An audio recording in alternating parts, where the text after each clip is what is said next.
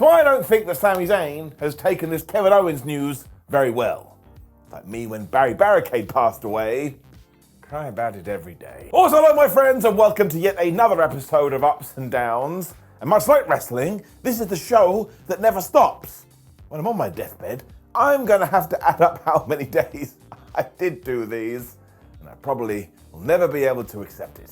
Why are we talking about this? I don't know. Let's up those downs. So what am I talking about when it comes to Sami Zayn? Well, he did start off Raw, and he was a sad panda, because his friend's not here anymore. He was even wearing a Kevin Owens t-shirt, and because I'm an asshole, I did want to go, hey Sam, don't worry about it. WWE superstars switch brands all of the time. Although he did have mixed emotions here, because now KO is on SmackDown, he can do great things. But look at me, Sami Zayn. I am now a lone warrior, and I can do great things too. Maybe I'll even go after the World Heavyweight title. Oodalally. This is where this whole move did get really clever, because Zayn also admitted, look, I am struggling with one thing. It's kind of nice that Jey Uso did come to Monday nights. I don't mean to, but I sort of blame him. Ruh-roh. A lot of this has also been the Judgment Day's fault, so he asked himself what is next, and then Goldberg turned up and speared him. He didn't. Instead, of course, the Day of Judgment did interrupt him. I was like, damn you internet for making this a meme. They thought it was hilarious that he was all alone. I was like, that's really mean. Damian Priest was really pleased that Owens had gone to SmackDown because he was a thorn in their side. When Rhea Ripley got on the mic and basically went, and you are a thorn in our side too, Sami Zayn, so we have to finish you off for good. What? We should use the word permanently. We're going to permanently end you. So bring it down. There is the crying counter. That is most definitely a death threat. We also picked up the fact that Rhea is taking on Shayna Bazler later. And just as the Judgment Day was about to attack, here came Jey Uso. And even though he had a chair, the Judgment Day ran away. It's like, what are you doing? It's like 4 guys against 2. So he must have had a gun or something, because that is not good wrestling maths. This actually set up the evening very well, and the amount of stories that we were about to tell. Raw is a terrific show at the moment. I don't care what anybody says, giving it an up. Shinsuke Nakamura then reminded us that he is going to be taking on Ricochet in a Falls Count Anywhere match, and I'll just spoil that for you right now. It rules when Sami Zayn and Jey Uso were having a chat in the back. Zayn actually told him that he needed a minute, but Jey was like, I just want to make sure you're okay. Zayn was like, look, it was really kind that you did come out to help me in the ring. That shouldn't have been you. That should have been Kevin Owens. Like losing your pet dog. Of course, this is also due to the fact that even though Jey Uso is his friend, he is now running around with his buddy, Cody Rhodes. So once again, Sam is struggling to deal with this. I mean, he is basically a jealous Joe, and even when Uso tried to be like, I promise you I can help you, Sami told him to flub off, then he pushed over a ladder. I was like, what did Larry do? He then did have a moment of clarity, so he caught up to Jey Uso, and they were like, oh man, it's gonna be okay, and they hugged and kissed. But once again, the teasing and the seed planting we did here, it got me all warm and fuzzy in my tum-tum and my tootsie toes, to the point I'm giving it an up. I mean, this relationship, it has come so far. And if WWE planned this last year, I don't think they did, I'm still giving them a round of applause. So it was great stuff, as was Nakamura versus Ricochet. And all the rumors at the moment are, oh my gosh, Triple H is definitely in control of creative. And when it comes to Ricky, I think that may be true, because this man is being allowed to fly. Shinsuke just absolutely is kicking ass at the moment too. Because this was a Falls Count Anywhere match and they could go backstage, at one point they were thumping each other there. Shane Helms, who is a WW official, was watching on, so Ricochet went, stand back. There's a Ricochet coming through. That's like, that was equal parts brilliant and really, really dumb. He also went shooting star press crazy, including this totally nuts one, where he basically climbed up a balcony in the crowd and he dove onto Shinsuke and a bunch of other people. And already the internet is like, oh my gosh, there were so many human beings there. What do you want him to do? Fall into the floor for real? If you watch this for what it was damn spectacular. They then fought back to ringside when Nakamura was like, wait a minute, there's no DQ in this match. So he got those nunchucks again. Like this a lot, he's kind of like Michelangelo. He also started spamming GTSs, which I guess now means that if CM Punk does return to WWE, he has to return twice, for goodness sake. We just need to let all of this stuff go and let wrestling play out.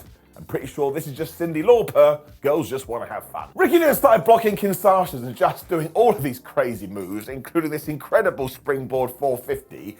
And he was getting so much offense in here, as a bit like, I think he's going to lose. Turns out my wrestling instincts were right, because when he went to Tina the turnbuckle and climbed to that top rope, Shinsuke went boop and threw him through this table. Ricochet took a terrible landing. He got Kinshasa'd right in the face. 1, 2, 3. So I do not think I have done this justice at all. It was kind of like a pay-per-view premium live event match. And it was just so nice to watch them cook.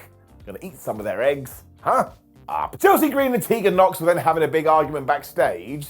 And even though Chelsea acted like, I'm gonna beat you up, because Piper Niven was there, she just hid behind her instead. For some reason that upset the tag team champions, so they stormed off. And the whole time Katana Chance and Caden Carter were there. I was like, good for you. It did kind of work though, because next it was Piper Niven taking on Natalya. So you can see where this is going. Bless Natty as well, as she gave her sunglasses to a child in the crowd in true heart fashion. That kid was so damn happy. Well, yeah, Piper just basically went, I'm a damn monster, I'm gonna run over you. And she did. It also went about 6 minutes or so, which is a vast improvement over the usual 2. Piper Niven actually won this with the ultimate comeback move of 2023, the crossbody. Although she better go talk to everybody else, because literally every wrestler on the planet is doing it right now. The champs then jumped Natalya and whooped her ass, so of course Tegan Nox came out to make the save. But just presume we're going to do that tag team match. That's actually 2 + 2 = potato, because Natalya just lost, so why would she get a tag team title match? But the answer is flub you. I actually thought this was fine. I enjoyed both teams. Giving it an up. Damian Priest then found Finn Balor. Was like, man, that JD McDonut, I really enjoyed seeing him get beaten up. That's like, Damian, you're a bad person. He also admitted that he did feel a little bad, because of course it was Drew McIntyre that was doing the beating up. When him and Finn were like, we've got a better plan. Let's go find the Scottish Warrior and punch him in the face. Dominic was all then like, whoa, boys, calm down. Rhea Ripley told us not to do anything when Mammy did walk in and she'd been on the phone. Damian Priest couldn't handle this at all. I guess he doesn't like phone calls. She said he had been handling business though, so I presume she has some shares to sell. But you have to figure this has something to do with the bloodline. And when the condom was like, oh man, do you want me to come with ringside to you later? She went, nope. I'm gonna show everyone why mum is always on top. Now some people seem super mad that we are taking our time with this breakup, but don't worry about that. Let's be patient. I'm just enjoying the chemistry and the sort of friendship they do have. Plus, you can start to see the cracks. I like it much. And speaking of which, it was then time for Seth Rollins. He gave us a handy catch up about everything that had happened with Drew McIntyre recently, and because he said his name, Drew had to come to the ring. Wrestling Rule 92.8. They too argued about each other's business, so they are also trying to make a quick buck. But you know Drew's MO recently, unless it directly involves him, he don't want anything to do with it. Rollins called BS on this instantly because he was like, oh yeah, well why don't we watch some footage too last week? Which is when, yep, we saw in the background Drew McIntyre and Rhea Ripley having a chat. And this made me chuckle because it means Seth Rollins rewatches Raw and he does it really meticulously. Drew wanted to make it clear that Ripley approached him because he's not a thirst demon like Jey Uso.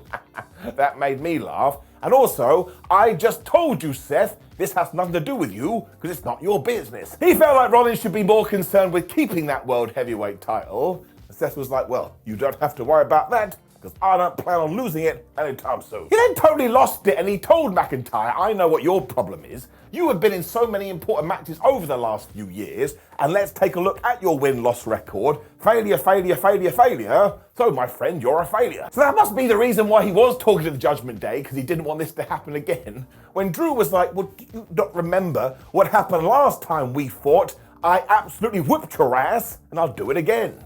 Shots fired. McIntyre also feels like he has a good excuse, because in one word, it was the bloodline. When Seth was like, my word, would you shut up about the bloodline? Everybody else has moved on and let it go, and you need to do it too. Like Frozen. Do they need to go on Maury Povich or something like that? That's not how you pronounce that person's name. This is when McIntyre continued to go on in Seth, because he was like, listen, you are living the dream, and I totally get it. You do come out here as the champ, and all the fans sing your song. But when I beat Brock Lesnar at WrestleMania to become the world champion, I had to do it in front of crickets because the pandemic was happening and this company needed some damn help to get through that, and that was all about me. I deserve some damn credit. He does. It's also why he's still so pissed off about this, because when he finally got his second chance, what did Roman Reigns do?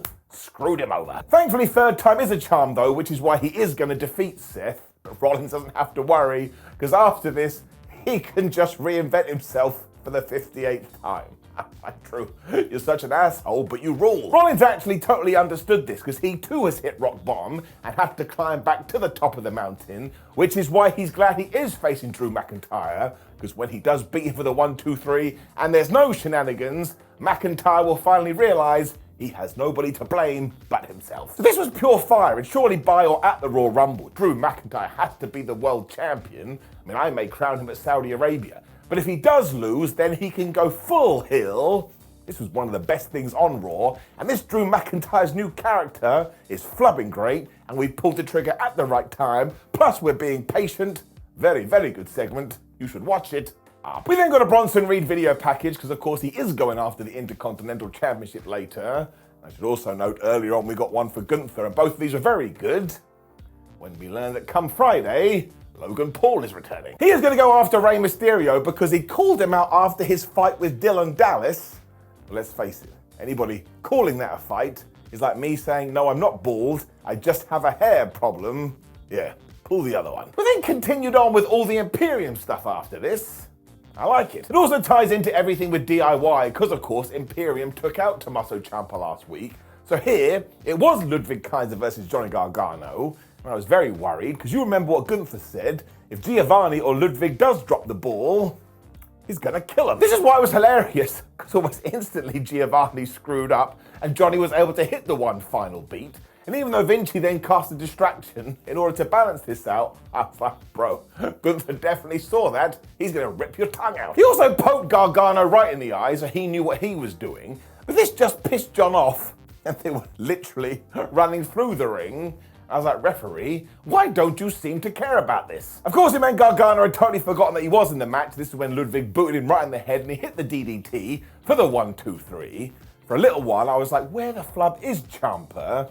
But thankfully, Wade Barrett told me he's still at home injured. So I do think this is a fun match, and of course, it is going to end with DIY versus Imperium. If that isn't one of the best tag team matches of the year, well, what the flub is happening? Becky Lynch was then aimlessly walking around backstage. Thankfully, she bumped into Candice LeRae and Indy Hartwell. For some reason, Hartwell took offense to Becky's mere presence and started going, oh, I want an NXT Championship match. I was like, Indy, I'm pretty sure if you ask her, she'll say yes, which when Lynch went, yeah, don't worry about it, I'll go talk to Adam Pearce. See? So this was proper Geese title shot, or GTS, we talked about it last week. I do have to say, I think it's so damn cool that Becky Lynch has won this NXT Championship, and now she's trying to raise everybody else up. That's what a legend does. We then had a massive tease because Becky turned around. That's when we did the big face-to-face with Rhea Ripley. As I've said before, if we do not do this at WrestleMania, well, just do it at WrestleMania. When Drew was livid, again, dude needs to calm down. But he found Sami Zayn in the back, and while at first it looks like they were friends, he instantly turned on him because he was like, what the flub are you doing? Why are you still forgiving Jey Uso? Sami sort of facepalmed because he was like, Drew, Seth Rollins is right. You do have to let this bloodline stuff go. And because they now hate each other, and because Sam was in a bad place this evening, they're going to have a match next week. And I tell you, if Drew McIntyre does win the World Championship, Sami Zayn should be one of his first contenders, because a heel Drew and a babyface Sam, that will rock my world. This was so well done once more, though, because it does all make sense. It is not 2 + 2 = potato. And don't forget, they're probably both blaming Cody Rhodes, because he is responsible for this. It's an absolute powder keg. Rhea was then here telling us she is the mammy because it was time for her match with Shayna Bazler. And here's the deal. This is the problem, right? I sat there and I was like, man, I'm really looking forward to this, but I bet it ends in disqualification. And guess what happened? Now, before all that, I do want to talk about the 5 minutes we did get, because they were just smacking each other and using all of these power moves and some of the transitions out of the Riptide into a submission. It was bloody brilliant. For some reason, though, all of a sudden Nia Jax was walking to the ring, and I was like, why now? Why wouldn't you come out in the first 10 seconds? But before she could really do anything, Raquel Rodriguez was here, which was also strange, because she must have been on Nia Jax's watch. Now, she fell miserably, because Jax floored her like a bug, when all of a sudden, Zoe Stark came out of the crowd, she jumped off Barry Barricade, and she flew right into Nia. What is happening? This is when Rodriguez was back to her feet, and she ran at Nia Jax, who just moved and Raquel went into Sim with the still steps. I was like, you are not having a good evening. So we then just got in the ring and booted Rhea Ripley right in the head, which is when we got the disqualification. That's really strange. Everybody then fought, and the big takeaway was later on we were going to find out at the Saudi Arabia show, it's going to be a 5-way for this WWE Women's title. That makes me scratch my non-existent beard.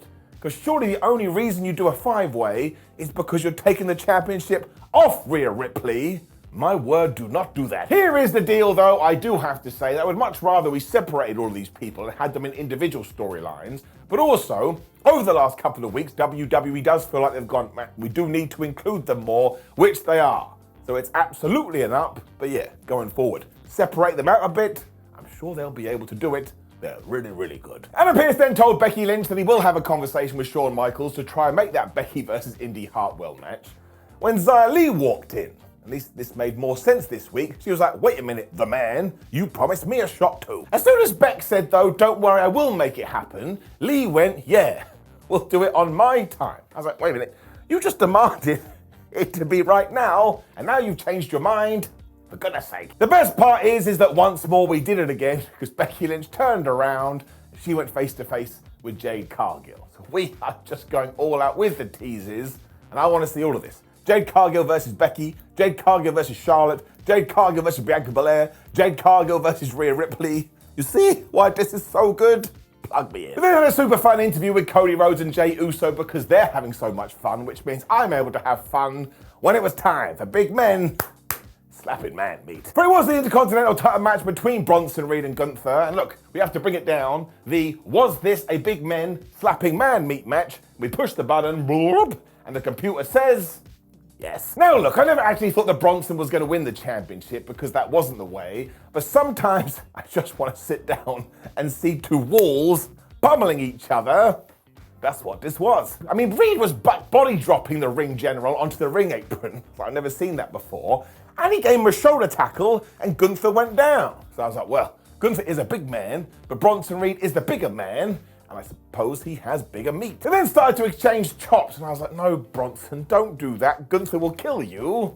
And he did. This Reed too was also allowed to cook, though, and at one point he slammed Gunther and booted him right in the face. This is when they just started punching each other right in the jaw. It did look a little bit stiff. Reed then went for a senton, but Gunther got his knees up. So the champion came back with his crazy clothesline. When, of course, they went to the top rope and they did a superplex. That's when I knew they were going to do everything. I was totally right as well because they then traded splashes, even though they are giants, when I think Gunther got a bit worried, and he hit this amazing bomb of power to get the 1, 2, 3. Look, I've kind of zoomed through this, but if you just want to be entertained today, here is the match for you. I am giving it an up. People were going nuts for this by the end as well, and I thought this did the world of good for Bronson Reed, even though he was defeated. Let's keep it up. Jackie Redmond was then interviewing The Miz, who was all like, man, I'm not happy right now. Can't believe I had to wait for the 3rd hour before Adam Pearce let me do an interview. So he must time the show. He laughed at Sami Zayn for having a crap night and said maybe Nick Aldis should be in charge of Raw and SmackDown. Because in case you did need that, yeah, Aldis did debut, and he now is the GM of Friday nights. Nia Jax then interrupted and basically went, I have squished everyone, and I will continue to do some squishing. And we went back to The Miz. He was told, sorry, we've run out of time. He was a super sad panda. Don't really know where we're going with this. This is when Ripley got it confirmed that she will be in that 5-way, and as she was talking to Adam Pearce, when she left his office, in walked Jinder Mahal and Indus Sher. I was like, well, finally, somebody can take them off the milk cart. What it does mean is that they've come on Raw again. Sorry, not on Raw, to Raw. They've come to... Let's just move on. When we got the highlight of the night. The Alpha Academy were in the back training because Chad Gable still wants to take on Gunther for the IC title. When Tozawa had joined them and he was kind of doing this weird dance, which I think was meant to be working out, and it made me laugh out loud. So I just want to say, 1, goofy wrestling for life, and 2, Tozawa is an underrated gem. They also started talking about the fact they wanted to go after the tag team titles, and because they had done this, in walked the New Day. Now, the first thing that Xavier Woods and Otis did was kind of grind their hips and thrust in the other person's direction, which certainly was a choice, when Kofi joined in too. The long and the short of it is, they all want to fight to see who should become the tag team champions. We're going to do that next week. Fine by me. We also learned that Kofi has opened up a library and computer center in Ghana, so he is a flubbing hero, and honestly, these modern wrestlers, they go out of their way to try and make a difference. You love to see it. Imperium were then in the back with Gunther, all like, "Whoa, Ring General, you did it." When he was like, "Oh, so I saw that you had that fight with Johnny Gargano earlier, and I'm pleased that you won, but Giovanni Vinci, I still think you suck." Not very fair, is it? Giovanni went and did it. He made a big mistake because he argued back here when basically bringing the crime counter. Because Gunther told Vinci, "All right, fine.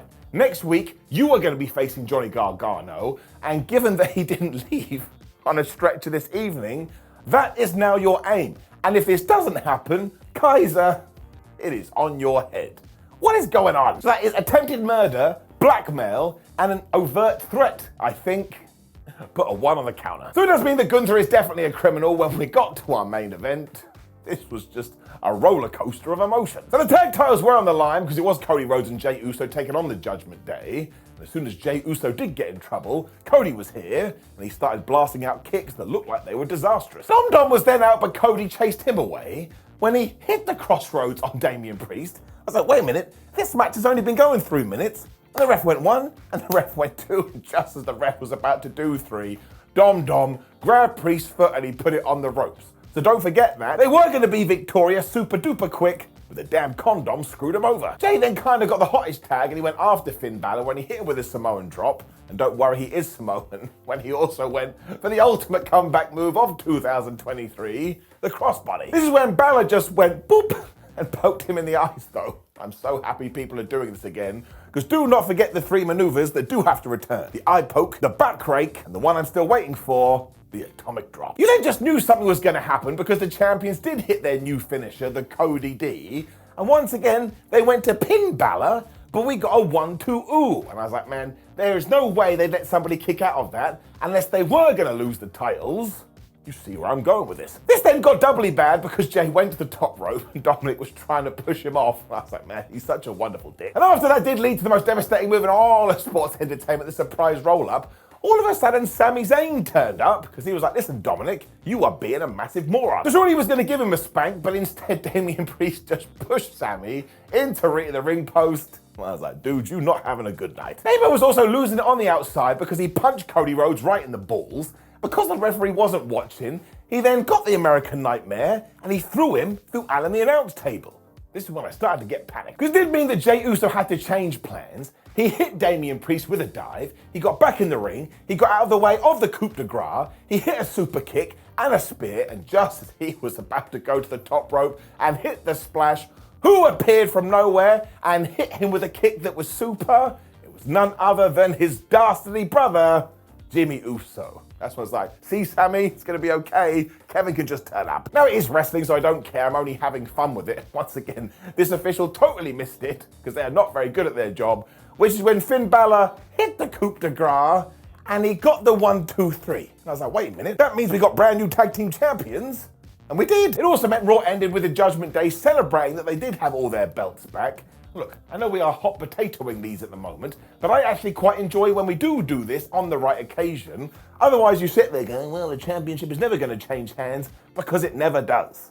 Sometimes you do need to circumvent expectations. Also, this was a great main event. So it did bring us to the end of Raw, so once again, look at the counters. You can see what WWE is doing here. They're just telling simple stories and giving us what we want. I could have been a bit harsher, sure, but I'm in a super good mood today, so I don't want to. Also, it was fun. I had a good time, and my shoulders got stuck like I'm Frankenstein. Giving it up. Now, please do leave a comment below and let me know what you thought about last night's Raw. Like the video, share the video, and subscribe. Click the video here, wherever it is, for ups and downs, for collisions, for all of professional wrestling, WhatCulture.com, social media, but moreover, make sure you have a lovely day. See you soon.